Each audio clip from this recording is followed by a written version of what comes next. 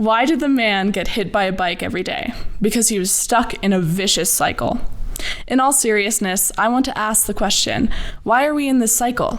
The outcry and the protests after the death of George Floyd are part of a national cycle that continues to be perpetuated, a record that keeps repeating itself year after year.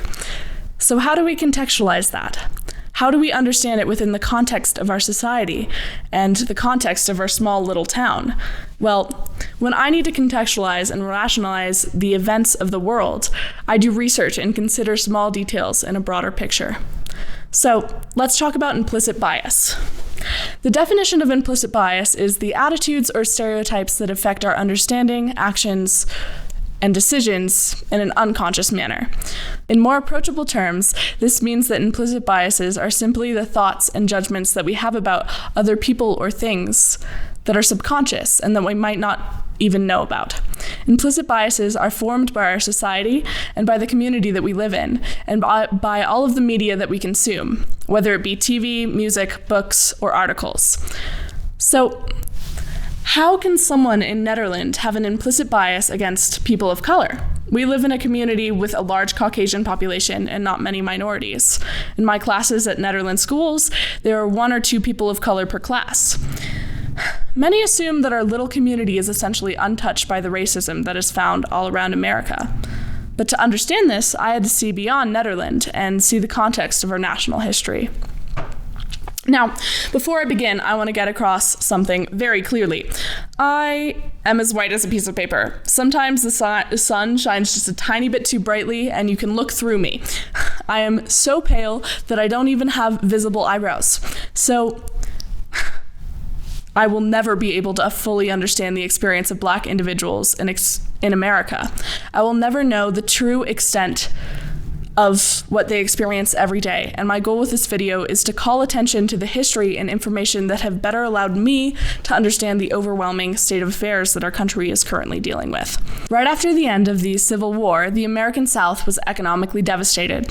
Their main labor source, African American slaves, were emancipated by the 13th Amendment, and their economy, wrecked by the Civil War and built off of unpaid labor, was in turmoil. Some Southern plantation owners turned to the only unpaid labor force that was left legal in the United States, made up of criminals, who were the one exception to the 13th Amendment. These incarcerated men, the majority of them newly incarcerated Black men, were lent out to Southern landowners and used to rebuild the Southern infrastructure and their agricultural economy. In the early 1900s, media such as the 1915 film Birth of a Nation portrayed Black men as an inherent risk to white women, which was later enforced by reporting on the lynchings of the 20th century, where many Black men were killed for whistling at or approaching in any way white women, like in the case of Emmett Till. These Black men were viewed as criminals and killed for it, whether or not they were actually guilty of a crime. This solidified the misleading portrayal of Black men as criminals within the news media and the public consciousness. Flash forward to the 1960s, where the now beloved Martin Luther King Jr. was on the top of the lists of the FBI wanted lists for being dangerous and criminally misleading for his peaceful protesting of segregation. Now, perhaps the most relevant to modern discussions of crime being associated to Black communities is the war against drugs, which was started in the 1970s and is still alive today. One of Nixon's advisors, John Ehrlichman, actually stated that the 2 targets of the war on crime and drugs were the anti-war protesters and Black people. The drug hysteria from the 1970s to the early 2000s left its mark on the American prison system, which went from just over 1,000 prison inmates in the 1960s to having over 2.3 million in 2010. America has only 5% of the world's population and yet has 25% of the world's prison population. Proportionally, Black individuals are incarcerated more than white individuals. And according to the Pew Research Center in 2017, Black individuals made up 12% of the American population and 33% of the American prison population, and white individuals made up 64% of the American population and 30% of the American prison population. Rising numbers of African Americans who are incarcerated can be linked to the criminalization of drug use, and long sentences that are disproportionately imposed on Black inmates, which is 5.9% more than that of white inmates accused of the same crimes. In regard to policing, Black individuals make up 27% of the people arrested in America, despite their population being only 12%. Black children in 2016 accounted for less than 15% of the U.S.'s children, and yet 35% of the juvenile arrests. Black men are disproportionately shown as criminals in the media, and this was part of the reason that 5 innocent young Black men were wrongfully incarcerated of the assault of a white jogger in Central Park in 1989. In the 21st century, more research has been done showing the truth of implicit bias in the criminal justice system, brought on from years of America wrongfully portraying Black individuals as inherently criminal. The brutal, horrendous deaths of Michael Brown, Eric Gardner, and many, many more, and most recently that of Breonna Taylor and George Floyd, brought national attention to the horrendous history of systemic oppression and injustice against Black people perpetuated by all levels of American society. Through history, white and Black Americans have been exposed to the idea that Blackness is equated with criminality. Black individuals themselves are not free from bias against themselves and their race.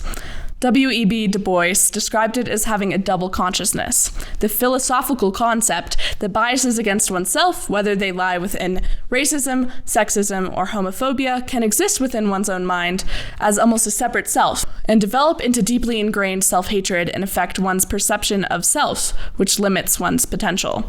This concept has long been debated by the philosophers since the time of Aristotle, and the idea of identity is often described as being composed of many impressionable components that are affected by our society. The messages that we receive from media, news outlets, and even history books can all influence the way that we think about ourselves and others, especially in the case of racial bias. Nederland, and all of Boulder County for that matter, may not be racially diverse, probably due to housing and regional segregation based off of questionable governmental policies and gentrification, but we still are subjected to the realities of implicit bias and to archaic ideas about people of color. The history that I discussed in this video is some of the historical context, certainly not all, to understand a little bit more about police brutality, our own biases, and the history which must be learned from to make progress. If you want my opinion on the matter, I believe that every individual living in this world deserves our respect, our empathy, our willingness to understand, and our advocacy. It's my belief that racism is an inescapable part of America's past and present, and that it is time to eradicate it from our future. And if you would like to help the Black Lives Matter movement and support our fellow citizens that have been systemically oppressed, or learn more about the concepts or ideas that I have mentioned in this video, please follow the resources that we have below.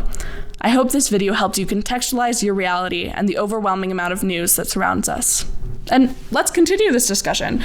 Join NCL's Current Events Cafe. Contact us if you want to make that a thing. And remember to keep learning and growing. Thanks for watching.